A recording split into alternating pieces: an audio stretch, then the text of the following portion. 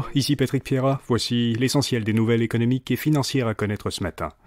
Les marchés boursiers ont terminé en baisse hier. À la bourse de Toronto, l'indice S&P TSX a perdu 1,5%.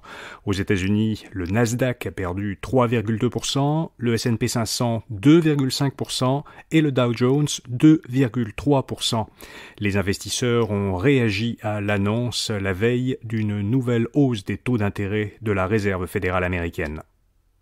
Elon Musk a vendu pour environ 3,6 milliards de dollars américains d'actions de Tesla cette semaine, selon un document publié par l'organisme qui régule les marchés boursiers américains, la Securities and Exchange Commission.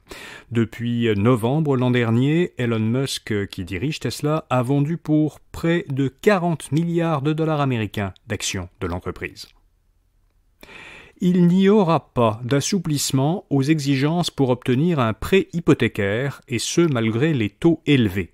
Le bureau du surintendant des institutions financières, l'organisme qui réglemente les conditions des prêts hypothécaires qui sont octroyés par les banques canadiennes, a décidé de maintenir telles quelles, sans les assouplir, les conditions de ce qu'on appelle le test de résistance hypothécaire pour les prêts hypothécaires non assurés.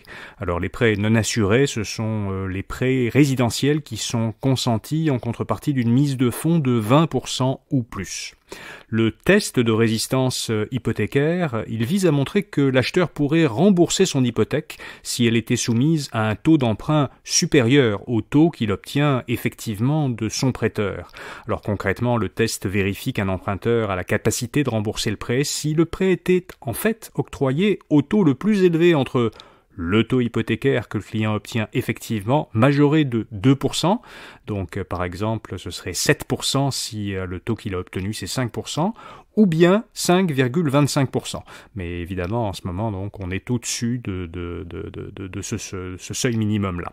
Alors, depuis que la Banque du Canada a augmenté son taux directeur, qui est maintenant à 4,25%, eh bien, c'est plus difficile pour les emprunteurs de répondre aux exigences du test de résistance et donc de se qualifier, parce que les taux hypothécaires se situent actuellement aux alentours de 5%. Alors, ça signifie que pour passer le test de résistance, l'emprunteur doit maintenant se qualifier à un taux d'environ 7%. Certains acheteurs espéraient que, devant les récentes hausses de taux d'intérêt, qui rendent donc plus difficile l'accès à la propriété, le bureau du surintendant des institutions financières assouplirait les conditions de ce test, mais ce ne sera pas le cas.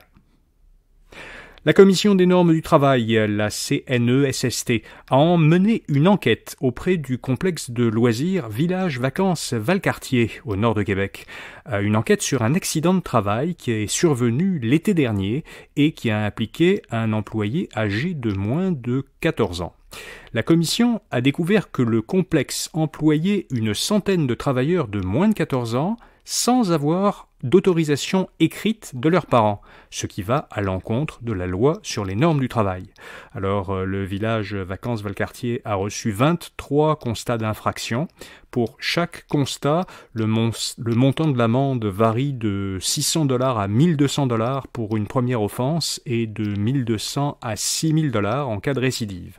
Ce serait donc pour l'instant un minimum de $14,000 à payer pour le complexe. Et puis les 65 ans et plus sont maintenant plus nombreux que les moins de 20 ans. C'est une première, souligne l'Institut de la statistique du Québec.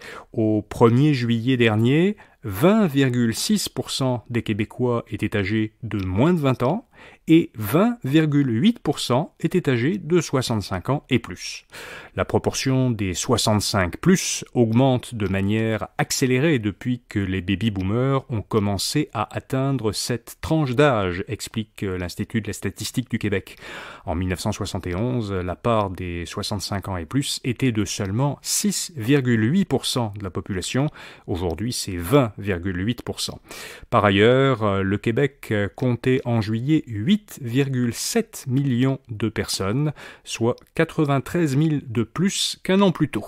Voilà, vous savez l'essentiel. Comme nous sommes vendredi, eh bien demain nous pourrons écouter nos deux chroniqueurs Alain McKenna et Fabien Major pour la dernière fois de l'année nous parler de deux événements à retenir cette semaine. Cet épisode sera en fait normalement disponible dans le flux audio de ce balado dès 16h à peu près ce vendredi soir et puis demain sur YouTube.